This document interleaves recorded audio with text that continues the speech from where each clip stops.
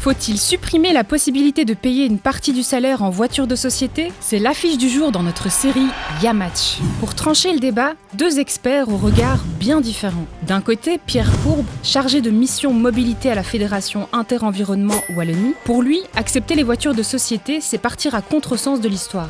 De l'autre, Laurent Willard de la FEBIAC, la Fédération belge de l'automobile. À ses yeux, se priver des voitures salaires, ce serait un coup de frein fatal pour la décarbonation du parc automobile. Alors la voiture de société, c'est un outil de travail qui est mis à disposition par l'employeur à l'employé dans le cadre d'un contrat salarial. Il s'agit donc d'une partie du salaire pour compenser le coût salarial élevé en Belgique et que l'employé peut également utiliser à des fins privées. On ne peut donc pas tout simplement l'abolir. En Belgique, il y a environ 600 000 voitures de société sur nos routes, ce qui représente que 11% du parc automobile.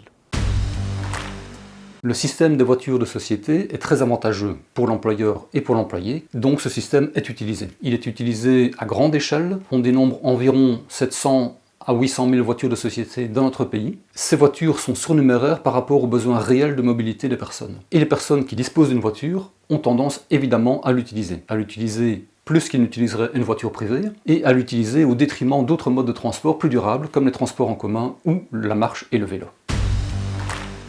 Les voitures de société sont beaucoup plus récentes que les voitures des particuliers. Les voitures de société sont renouvelées en moyenne tous les 4 à 5 ans, ce qui fait qu'elles ont un âge moyen de 2 ans et demi, comparé à 10 ans pour les voitures des particuliers. Et les voitures plus récentes, ce sont des voitures qui sont moins polluantes et plus sécurisées, pour ceux qui sont dans la voiture, mais également pour les autres usagers de la route.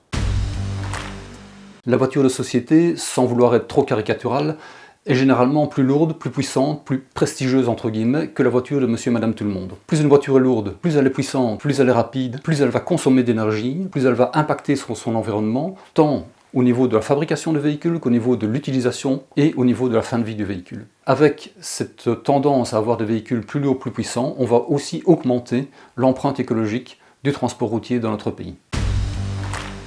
Les voitures de société, c'est le moteur du verdissement du parc automobile. On constate que presque toutes les voitures électriques, hybrides rechargeables ou au gaz sont immatriculées par les entreprises en Belgique. Cette tendance va encore s'accélérer puisque le gouvernement fédéral a annoncé qu'à partir de 2026, toutes les nouvelles voitures de société devront être zéro émission pour bénéficier de l'avantage fiscal. On va donc constater que très rapidement, dans les années à venir, toutes les voitures de société seront zéro émission, électriques ou à hydrogène, tandis que les voitures à essence et les voitures diesel resteront majoritairement des voitures des particuliers. L'accélération de l'électrification des voitures de société dans les années à venir fera également que ces voitures seront mises à disposition dans le marché d'occasion récente pour les particuliers. L'accélération de l'électrification des voitures de société mènera également à l'électrification du parc des particuliers à moindre coût.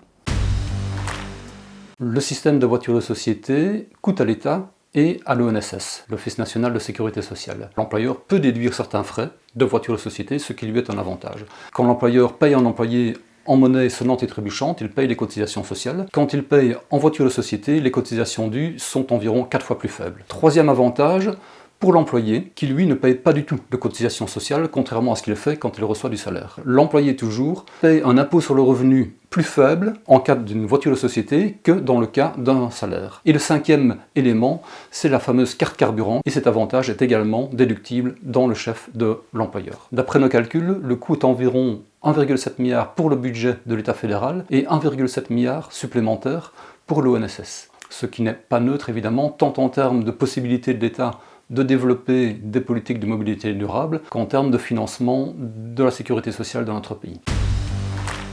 Sans les voitures de société, de nombreux professionnels utiliseront leur propre voiture pour faire leurs déplacements. Je pense notamment à des cadres ou à d'autres professionnels qui sont beaucoup en cours de route. Ce sont des véhicules qui sont plus anciens et donc plus polluants, plus d'émissions CO2 et moins sécurisants. Le quatrième argument est relatif à l'imaginaire populaire et à l'existence de l'automobile comme facteur de valorisation sociale dans celui-ci. Même s'il y a beaucoup de voitures de société en Belgique, on considère encore que posséder une voiture de société, c'est quelque part être quelqu'un, exister et être quelqu'un de bien, et surtout de bien payé. Donc ceci entretient une image assez positive de la voiture et l'envie également chez les personnes qui n'ont pas de voiture de société de posséder une voiture prestigieuse qui pourra les faire apparaître comme quelqu'un d'important aux yeux de tous.